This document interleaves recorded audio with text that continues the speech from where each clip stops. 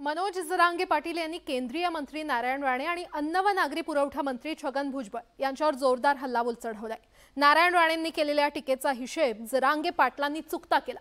तुमच्याकडे भरमसाठ आहे अशा शब्दात टोला लगावतानाच 4 दिवस उपोषण करा असं आव्हान देखील जरांगे पाटलांनी दिलं आणि त्यामुळे पुन्हा एकदा राजकीय संघर्षाची स्थिती निर्माण झालेली आहे। पाहूयात त्याविषयीचा न्यूज 18 लोकमतचा हा खास रिपोर्ट।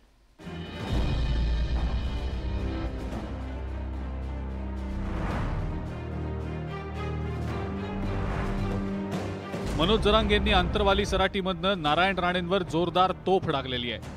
नारायण राणेंनी एक्सवरनं पोस्ट करत जरांगे पाटलांवर तिखट टीका केली होती। आपली अवकात ओळखावी आणि अंथरुणावर पडून राहून नाटकं करावीत अशी जहाल टीका नारायण राणेंनी केल्यामुळे जरांगे पाटील चांगलेच संतापले। सामान्य आणि गरीब मराठ्यांना आरक्षणाची गरज आहे याकडे जरांगेंनी लक्ष वेधलं। पंतप्रधान नरेंद्र मोदींना ओबीसींचा स्वाभिमान असताना आम्हाला मराठा असल्याचा स्वाभिमान का असू नये असा सवालही त्यांनी उपस्थित केला। मराठा आरक्षणाच्या मुद्द्यावर राज्यभर मराठा आंदोलक आक्रमक झालेले असताना तुम्ही मध्ये बोलायचा ठेका घेतलाय का असा सवालही जरांगेंनी नारायण राणेंना विचारला।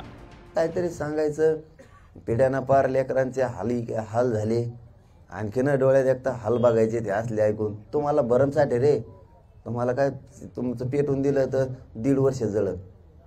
आमच्या गोरगरिबांचे कष्टकऱ्यांच्या लोकांचे लय हाल आहेत।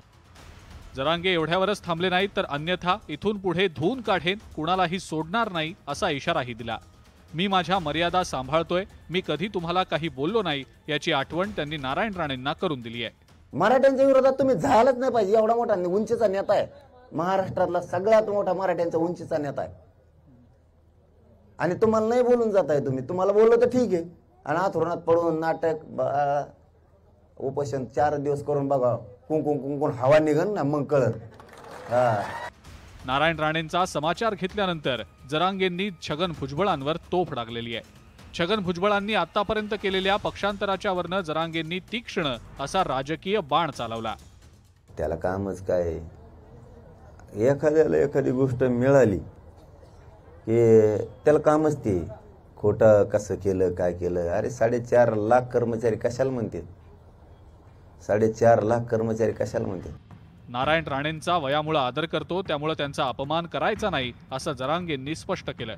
तसंच निलेश राणेंनी नारायण राणेंना थांबवावं अशी समन्वयाची भूमिका जरांगेंनी घेतलेली आहे। आता जरांगेंच्या आवाहनाला कसा प्रतिसाद दिला जातो याकडे राज्याचं लक्ष लागलंय। Bureau report, news 18 Lokmat.